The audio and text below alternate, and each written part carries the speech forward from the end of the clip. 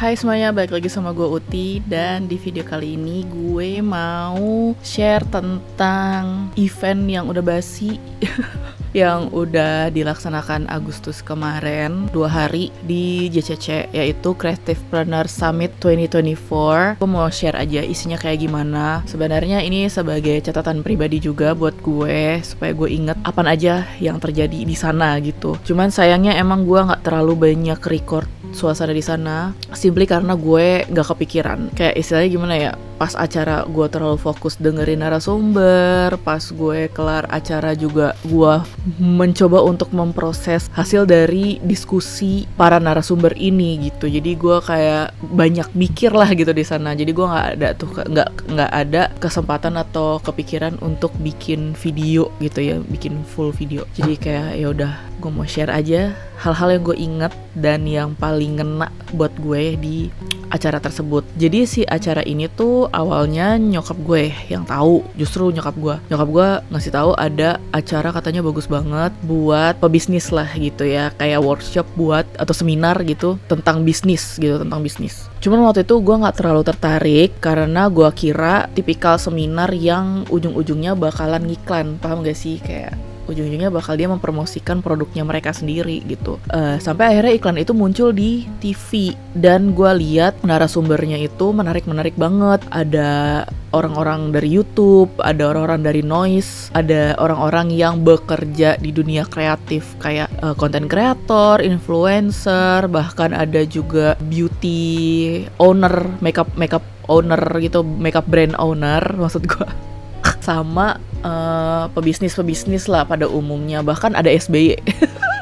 Itu random banget sih, ada sesi live painting sama SBY, cuman gue nggak dateng karena gue mau dengerin talk show-nya Raditya Dika. Anyway, jadi itu acaranya 2 hari, termasuk tahunnya itu telat. Jadi kayak H-3 acara tuh gue baru tahu soal acara ini. Gue langsung beli tiketnya dan di situ ternyata ada 2 jenis acara gitu. Ada acara diskusi, bentuknya diskusi, talk show, ada yang workshop gitu. Nah gue tuh pengen ikut workshopnya, cuman ternyata itu harus daftar lagi, tapi nggak bayar, cuman harus daftar lagi dan pendaftarannya itu udah terlanjur ditutup gitu kan. Jadi gue kayak ya udah, gue nggak usah ikut workshopnya, gue ngikut acara ininya aja yang kayak talk show-nya, karena gue yakin bakal banyak dapat insight dari narasumber yang menurut gue itu menarik gitu. Nah kemarin tuh di hari pertama gue datang ke seminar lagi kayak talk show-nya Putri Tanjung. Jadi ini acaranya Putri Tanjung, ternyata gue baru tahu, dan ini udah berjalan sampai 10 tahun dan di sana dia share soal bagaimana caranya kita berpikir gitu, mindset yang harus diatur untuk atau dalam menjalani bisnis. Itu macam-macam sih, gue nyatet semuanya, kayak soal bagaimana kita menghadapi kegagalan, bagaimana kita menghadapi perubahan zaman, perubahan situasi dan kondisi perekonomian dan tren-trennya juga gitu, dan bagaimana kita mencari solusi, mencari possibility gitu. Pokoknya yang intinya tuh gue nangkapnya lebih kepada kita itu harus belajar terus gitu, nggak boleh berhenti belajar. Berhasil belajar, lu nggak berhasil pun belajar gitu. Jadi mau berhasil mau nggak berhasil, lo harus tetap belajar dari experience yang lo alami gitu. Jujur gue nggak terlalu ngedengerin dia sih, karena gue tidak berniat untuk punya bisnis sebesar Transcorp gitu. Walau harusnya sih kita punya pikiran atau punya goals yang super besar gitu ya untuk jadi pebisnis. Cuman kayak karena gue lebih kepada pelaku industri kreatif, jadi bukan si pebisnisnya gitu, tapi emang pembuat karya gitu. Jadi gue tidak terlalu fokus ke sana gitu. Walau harusnya sih tetap gue pelajari, cuman ya gitulah ya. Karena kemarin gue juga bingung ini tuh sebenarnya acaranya kayak gimana sih gitu. Jadi ya udah, masuklah ke, kalau ini mereka bilangnya keynote, gue nggak tahu maksudnya apa. Mungkin kayak catatan atau sesi produksi di mana narasumber itu menceritakan experience dia sendirian gitu, nggak ada narasumber lain, cuman dia doang. Dia nyeritain tentang experience dia membangun bisnis di industri kreatif. Yang pertama itu Angga Dwi Sasongko, seorang sutradara, one of my favorite juga, yang bikin Mencuri Raden Saleh. Dia juga owner CEO dari Visinema. Nah, di situ dia cerita bagaimana dia membangun Visinema itu dari awal banget, dari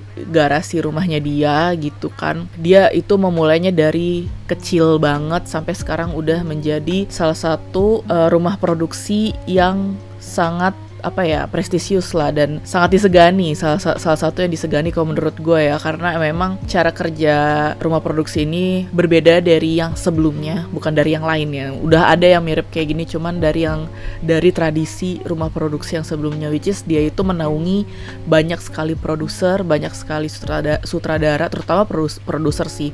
Bahkan mereka juga punya akademi untuk kita yang mau belajar di dunia film gitu, entah mau jadi penulis, jadi editor, jadi sutradara, even jadi produser gitu.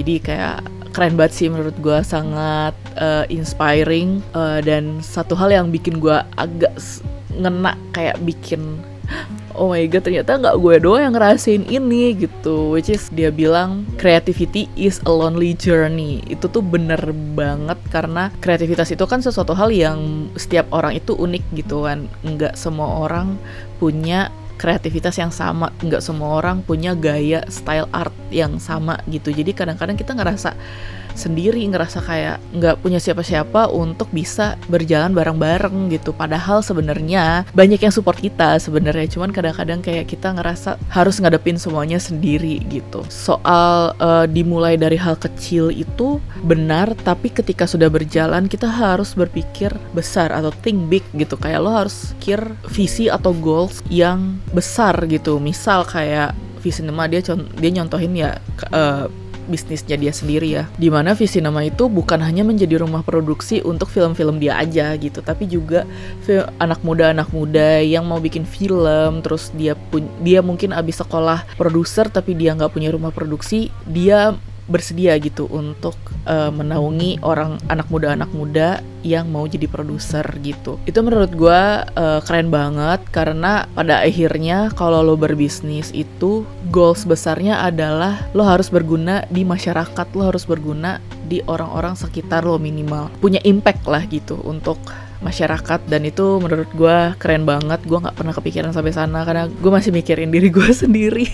Dan soal storytelling juga, storytelling itu memang sangat impactful, sangat powerful, bisa menggerakkan hati seseorang. Makanya gue pribadi seneng banget sama fiksi, karena fiksi itu bisa menggerakkan hati orang gitu, bisa memberi dampak yang nggak kita duga gitu. Dan karena kita bisa berada di sisi atau berada di POV seorang karakter yang harus menghadapi situasi-situasi tertentu gitu. Jadi kita kayak rasa empati kita jadi naik gitu ya, jadi lebih bisa sensitif tanda kutip untuk melihat orang-orang di sekitar kita, if that makes sense. Ya pokoknya intinya gue seneng banget bisa dengerin dia ngomong.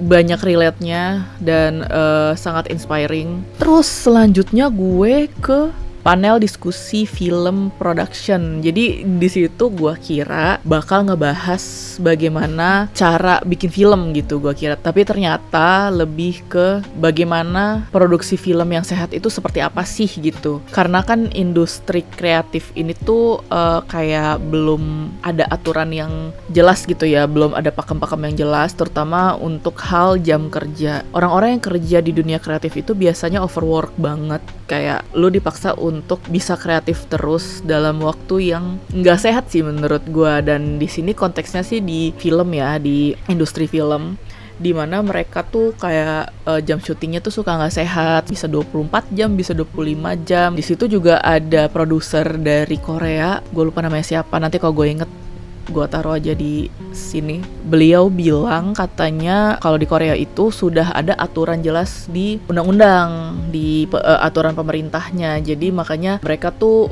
syuting tuh sehat lah gitu. Bahkan mereka ada psikolognya, ada tim medis udah jelas lah ya, tapi kayak sampai ada psikolog juga, karena banyak orang-orang pasti exhausted gitu ya, atau kayak overwhelmed, atau malah kayak burn out gitu ya. Karena kan industri kreatif tuh lu kayak mikir nggak kelar-kelar gitu ya, kayak lu harus mikir terus. Dan kalau udah mulai nggak sehat, udah mulai mempengaruhi mental, mereka bahkan ada asuransi untuk ke psikolog gitu. Jadi kayak menurut gue tuh keren banget sih, kayak udah advance banget. Makanya gak heran kalau di Korea Selatan tuh produksi seriesnya, produksi filmnya, bahkan ya pokoknya drakor-drakor gitu ya, itu tuh produktif banget, dan hasilnya juga kan sering banget memuaskan, sering banget bagus, karena itu memang terpengaruh dari kesehatan pegawainya juga. Kalau pegawainya sehat, mentalnya sehat, hasilnya juga bisa maksimal gitu. Jadi lebih efektif gitu jam kerjanya gitu kan. Dan kayak setiap kerja tuh dalam keadaan fresh, dalam keadaan seger. Walau itu memang tidak menjadi jaminan kalau hasilnya itu pasti bagus, itu enggak. Tapi paling enggak prosesnya itu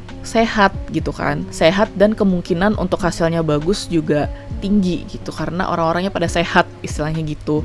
Nah sedangkan kalau di sini karena nggak ada aturannya, jadi kadang-kadang ada rumah produksi yang atau produser atau gak tahu ya gue tingkatan mana yang mengatur itu semua, itu kayak seenaknya aja, kayak yang penting filmnya cepet selesai dan bisa cepet post, bisa cepet balik modal, bukannya mikirin kesehatan mental dan fisik dari kru gitu kan. Mungkin kalau aktornya mungkin mereka bisa kayak dateng pas lagi setupnya udah jadi dan pulang ketika setup syutingnya belum beres gitu. Nah makanya ini lebih ditekankan untuk kru-kru di balik layar, terutama kayak gaffer, terus orang-orang yang bagian kostum misalnya, atau bagian properti, pokoknya yang orang-orang yang tidak terlihat di film lah gitu, cuman hasil kerjanya ada di film gitu. Jadi ya itu sebenarnya yang gue tahu memang sedang diperjuangkan sama para pelaku industri film sih, kayak memperjuangkan adanya aturan-aturan yang jelas soal jam kerja, soal jaminan kesehatan, asuransi kesehatan, asuransi keselamatan kerja, dan lain-lain. Apalagi kalau bikin film action itu kan resikonya tinggi banget gitu. Semoga aja sih pemerintah selanjutnya bisa lebih merhatiin itu, karena menurut gue itu penting banget. Soalnya gue sangat yakin bahwa film itu bisa mempromosikan atau bisa ya mempromosikan negara kita gitu. Ya lihat aja lah drakor-drakor itu ya, lihat aja Korea Selatan atau Hollywood, mereka sangat kuat industri filmnya, dan itu yang membuat mereka jadi kaya gitu. Dan I wish Indonesia bisa kayak gitu juga, karena kita tuh termasuk produktif bikin cerita, cuman untuk menghasilkan kualitas yang bagusnya itu yang masih perlu diperjuangkan gitu. Udah banyak yang film-film kita yang udah terkenal di luar negeri, tapi secara jumlah tuh ya nggak sebanyak itulah gitu kan. Jadi ya semoga aja sih itu masih bisa diperjuangkan. Dan gue seneng banget jadi pas yang tentang produksi film ini tuh ada Mas Reza Rahadian ya kan. Aku tidak foto bareng, tapi foto barengnya pas bareng-bareng sama peserta lainnya. Kayak gini. Itu gue sengaja banget, gue kayak harus di belakangnya Mas Reza supaya nanti hasil fotonya gue deketan sama Mas Reza.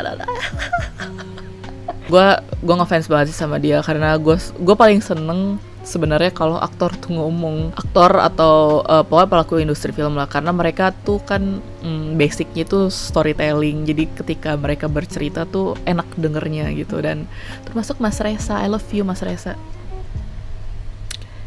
Kita ulang tahunnya beda 1 hari loh. Aku tanggal 6, kamu tanggal 5 kan. Oke, sorry guys, lanjut. Gue hari pertama cuman datang ketiga itu aja, karena gue menghindari pulang malam. Soalnya waktu itu tuh lagi ada demo di gedung DPR yang masalah kawal putusan KPK. Jadi gue harus pulang cepet, takut macet atau gimana gitu. Oke, lanjut ke hari kedua. Hari kedua itu gue langsung fokus mau ke talkshow-nya Raditya Dika sama Boy William beserta, pokoknya ada orang YouTube di situ. Saya lupa namanya. Ntar gue tulis di sini. Jadi itu tuh jam 1 kan, jadi gue datangnya agak lebih santai kemarin pas hari kedua itu. Jadi gue sempat ke bagian F&B-nya dulu, minum tehnya enak banget, lagi sepi juga area situ. Jadi ya udah, padahal kemarinnya tuh gue pengen nyobain makanannya juga, cuman karena penuh banget jadi gue udah males duluan. Dan ya kemarin akhirnya sempat minum teh pagi-pagi, terus baru ke panel diskusinya Raditya Dika. Di situ ngomongin how to make authentic content. Jadi tema besarnya itu tentang content creating, dan gue seneng banget. Cuman gue heran deh. Jadi tuh kan pas gue kesana, saya kan banyak tuh pastikan penontonnya, banyak fansnya Raditya Dika di sana, dan kan ditanyain sama Boy William, di sini siapa yang mau jadi content creator? Nggak ada yang nunjuk. Terus gue kayak, gue mau nunjuk kayak, gitu, kayak mau nunjuk tapi kayak nggak pede gitu kan. Terus kayak, yaudah kalau gitu siapa di sini yang udah jadi konten kreator? Terus gue kayak kok gak ada yang ngaku, masa di situ gak ada konten kreator sih? Gue kayak merasa tidak mungkin aja kok gak ada konten kreator yang kesana gitu. Cuman yaudah deh, karena gak ada yang nunjuk jadi gue diem aja. Anyway, jadi kalau katanya Boy William itu jadi supaya kita itu bisa relatable sama zaman lah ya, supaya kita kayak bisa produksi konten terus, adalah kita harus kayak ngubah jenis konten karena audiens suka bosen katanya gitu. Jadi misalnya konten prank gitu kan, orang udah bosen ya lo ganti konten lain. Konten vlog udah bosen, lo ganti konten podcast misalnya, kayak gitu-gitu. Jadi kayak kita tuh harus lebih fleksibel untuk bisa cari jenis konten yang baru. Nah gue sebenarnya rada-rada nggak relate soal itu, karena gue kan tema besarnya itu beauty. Cuman kalau gue pikir-pikir, memang gue pun suka eksperimen juga untuk nyobain kayak sekarang nih.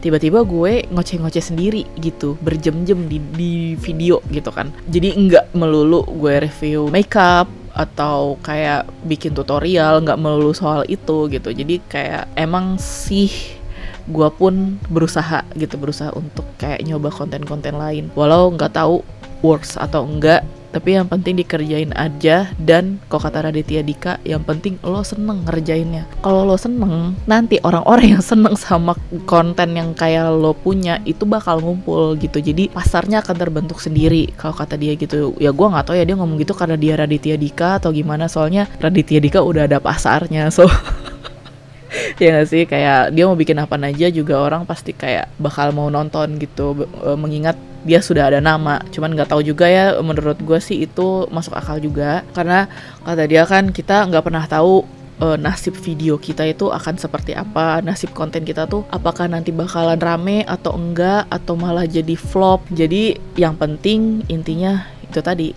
lu ngerjainnya happy. Jadi hasilnya mau kayak gimana pun lo tetap happy karena lo puas sama hasil karya lo, istilahnya gitu. Jadi lo nggak bakal peduli mau viewsnya sebanyak apapun, lo bisa seneng. Nah itu tuh menurut gue menampar gue banget, karena mulai merasa tidak happy ketika gue ngerjain. Gue happy aja mungkin ya, cuman kayak ada perasaan-perasaan bahwa gue ngelakuin ini semua karena gue harus gitu, bukan karena gue suka. Paham kan? Sedangkan dulu gue mengawali dunia content creating ini karena gue suka, bukan karena harus gitu. Pas gue diingetin lagi sama Radit soal itu tuh gue kayak benar juga, gue harus enjoy dulu nih, gue harus happy dulu pas gue ngerjain. Jadi ngejalaninnya mau hasilnya kayak gimana pun kita nggak peduli gitu. Makanya kan dia ditanya, pernah nggak ngerasa kayak burn out, ngerasa bosen ketika lo bikin konten gitu kan. Terus dia bilang dia tuh menganggap bahwa making konten itu adalah playgroundnya dia, bahwa dia sedang bermain, main-main, kayak lagi main-main gitu. Dia tidak menganggap membuat konten itu adalah pekerjaan dia.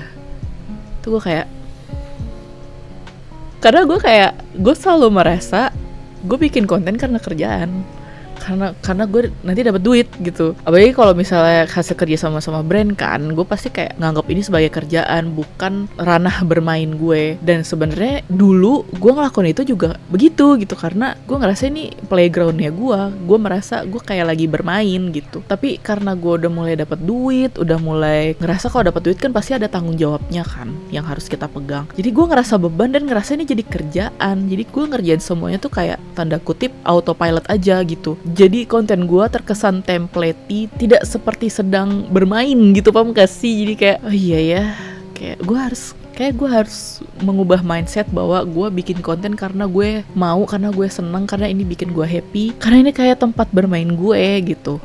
Cuman kalau dia bilang catatannya adalah orang lain harus ngeliat kita kayak lagi kerja.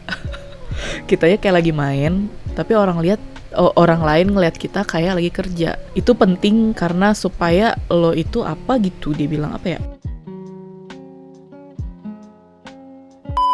omongannya Radit yang agak nyentil gue juga adalah soal tren. Jadi tuh orang kan selalu mikirin views sampai lupa sama diri sendiri. Jadi orang tuh kayak bikin konten yang sebenarnya itu bukan dirinya gitu, paham gak sih? Dia tidak jadi diri sendiri, entah demi tren, entah demi views. Jadi dia ikutin tuh semua tren dan dia lupa sama diri sendiri. Dia tidak menjadi dirinya sendiri. Jadi itu sebenarnya disayangkan dan jangan sampai kejadian, karena pada akhirnya nanti misalnya video lo viral, lo nggak bisa konsisten karena lo tidak menjadi diri lo sendiri gitu kan. Karena orang suka sama diri lo yang lo buat-buat itu, bukan diri lo gitu, paham kan? Itu menyentil gue karena gue bukannya lupa sama diri sendiri ya, mungkin gue lupa sama diri sendiri, gue juga nggak tahu ya kayaknya gue lupa sama diri sendiri karena dulu gue nggak peduli views, terus makin kesini gue makin peduli sama views gitu kan, gara-gara Instagram. Cuman gue tuh kayak mulai mikirin soal tren, kayaknya gue harus ngikutin tren untuk dapat views yang banyak, dan itu kayak bikin gue stres banget sih, karena kan tren itu kan kayak berubah-ubahnya tuh cepet banget. Gue tuh suka kayak, aduh ada tren ini, gue mau bikinnya kayak gimana ya kalau mau versi gue, aduh ada tren ini, gue mau bikin gimana ya gitu. Jadi gue sering ketinggalan tren pada akhirnya gitu. Ada beberapa tren yang tetap bisa gue ikutin, terutama untuk tren makeup ya, cuman kayak gue nggak bisa keep up terus-terusan gitu, dan itu bikin gue stres, bikin gue ngerasa ketinggalan, bikin gue ngerasa kayak gagal gitu. Padahal menurut Radit, you don't have to, lo nggak harus ngikutin tren. Kalau trennya itu tidak sesuai sama diri lo ya nggak usah gitu, dan itu nggak apa-apa.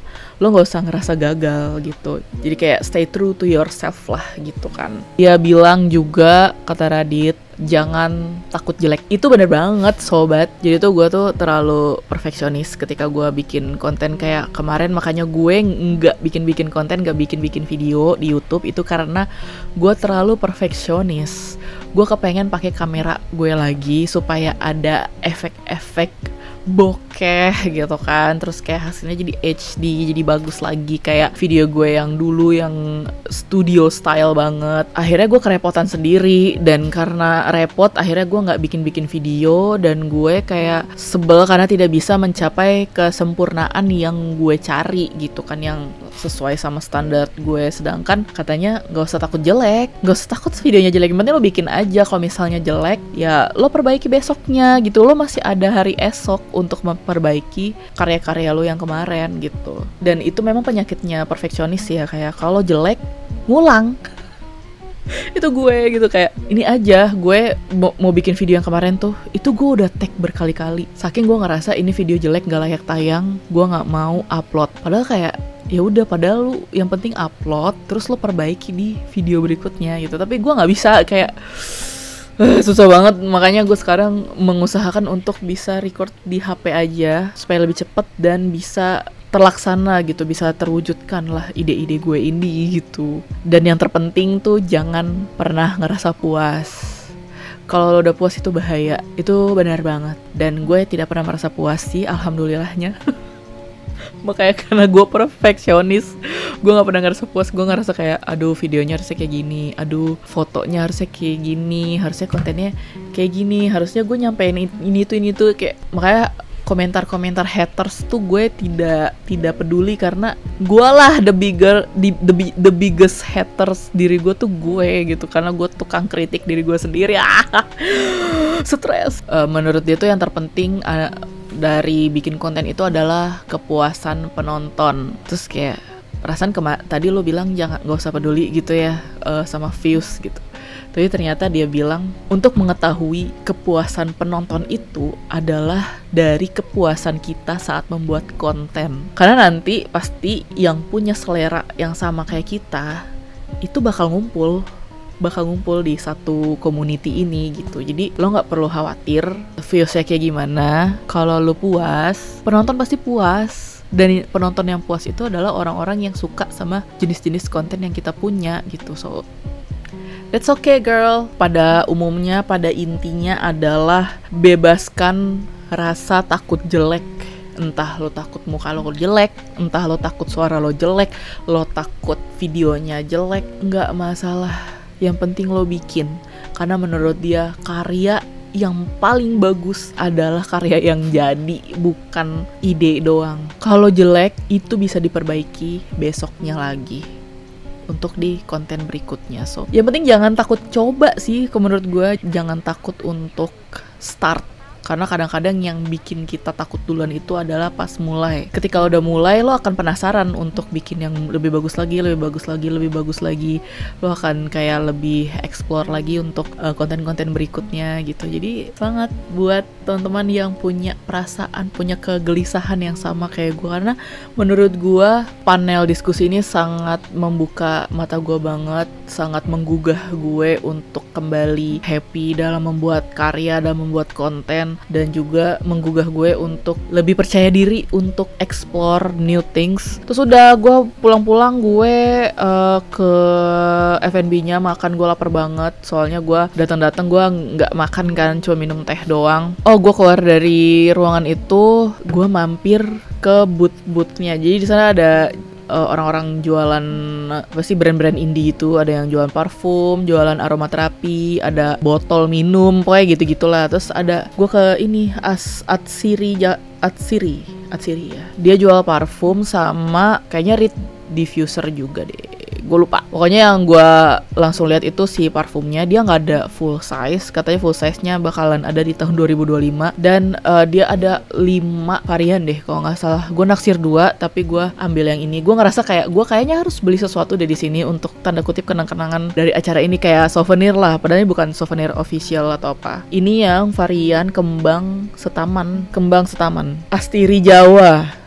Yang ini ya jasmine. Ini enak banget, parah. Kayak gue gak pernah suka parfum jasmine, tapi ini enak banget. Gue gak bisa deskripsiin wanginya kayak gimana. Pokoknya dia segar, fresh, ada fruity-nya juga, ada wangi bunganya juga, jadi fruity floral gitu. Suka banget, parah.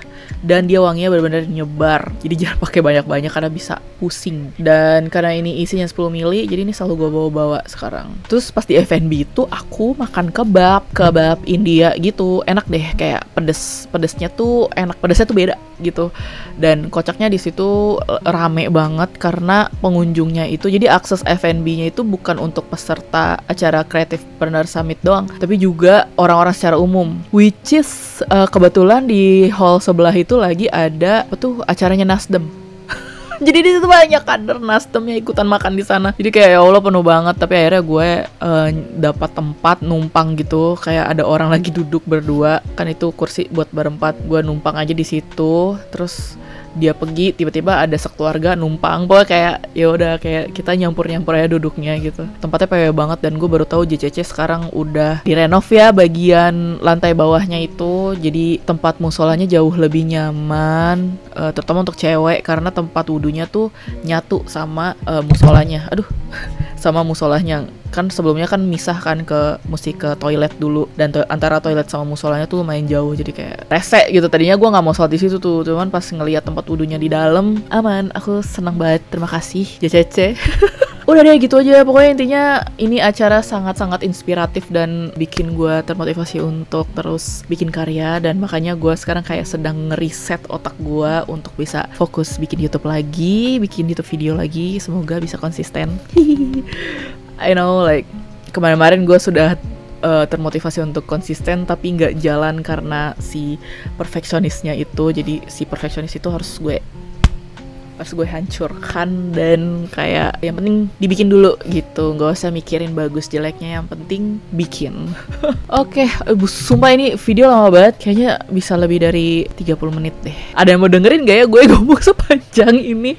Kalau kalian dengerin sampai abis, gue makasih banget, terima kasih udah mau dengerin. Semoga ini videonya bermanfaat, bisa jadi manfaat buat kalian, bisa jadi insight baru juga buat kalian. Siapa tahu kalian ada struggle yang sama kayak gue. Dan maaf gue nggak ada footage selama di sana, cuma ada foto-foto doang. Gue kesana sendirian ya, jadi rada nggak pede juga gue kalau mau ngerekam.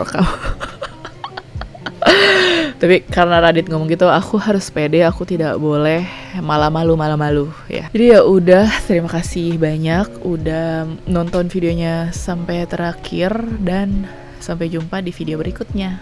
Bye bye.